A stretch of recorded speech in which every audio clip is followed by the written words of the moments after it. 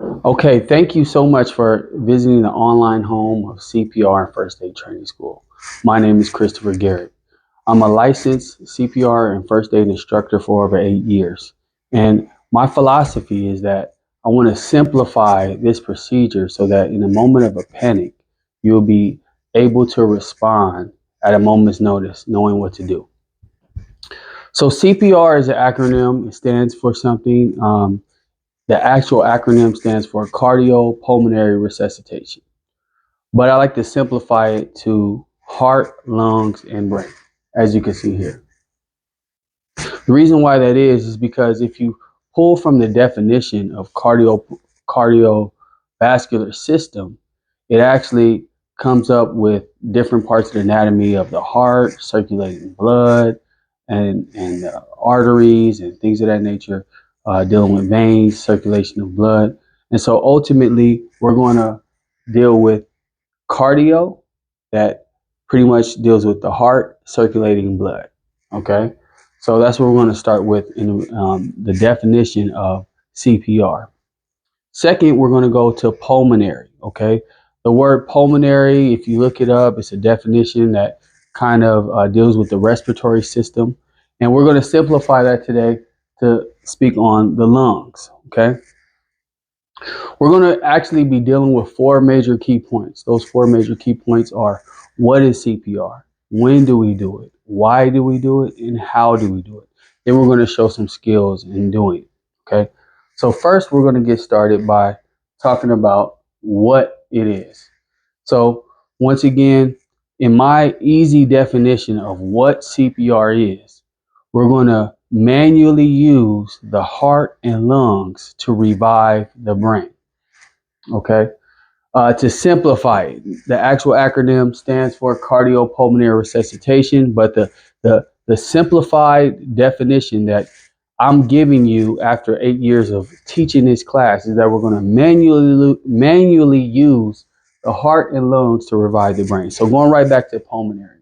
If you look up the definition of pulmonary, you'll come up with a lot of forms of anatomy, such as the trachea, the lungs, the bronchioles.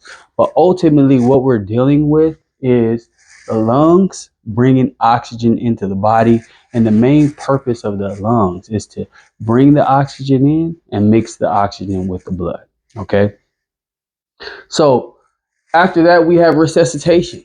As you can see here, we wrote that resuscitation primarily means to revive. Okay. And after further review, teaching this for a matter of years, we concluded that we're actually reviving the brain. Like I said before, we're using the heart and lungs to revive the brain. Why is that? It's because the nervous system is controlled by the brain, and the lungs and heart, with the circulation of blood and oxygen, is what sustains the brain to work. Okay, so resuscitation, to simplify that, we're going to put reviving the brain. Okay, now as we look further into this acronym CPR of what it actually is, as you can see here, we have the heart and blood, we have the lungs and oxygen coming together to form oxygenated blood. Okay, this is the bright red blood that we always hear about. Okay, this is the blood that's carrying the oxygen. After further review as well, we've concluded that the heart and the blood actually function as a transportation system to the body or for the oxygen. Okay, so what's happening here is the blood is carrying the oxygen to the various cells of the body. I think there's only 15 trillion cells of the body, but it's primarily the brain that needs the oxygen in order for the entire body to function, because the brain controls the entire body through the nervous system. Okay, so that is what CPR is. It's the action or process of using the heart and lungs to revive the brain. When we kind of do our classes, we always want to emphasize the heart, lungs, and brain, and that's primarily what we're dealing with when we're referring to what CPR is. And we're flowing oxygenated blood to the brain. That's our main purpose, flowing oxygenated blood to the brain. In all actuality, after further review, there's really only one way to die, and that's when no oxygenated blood is present in the brain.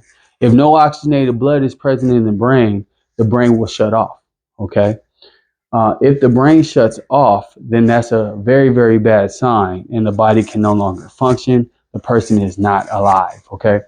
So there's a lot of ways that someone can be found in this position. It could be drowning. It could be bleeding. It could be uh, asthma attack, allergic reaction. At the end of the day, it's always going to boil down to a breathing emergency or some type of emergency in the cardiovascular system where oxygenated blood is unable to get to cells of the brain. And since the brain has shut off due to oxygenated blood, which is what makes it work in the first place, the only solution to this situation is to put oxygenated blood back into the brain. And how do we do that? With CPR. That's going to conclude what CPR is for this video. I'll see you in the next section.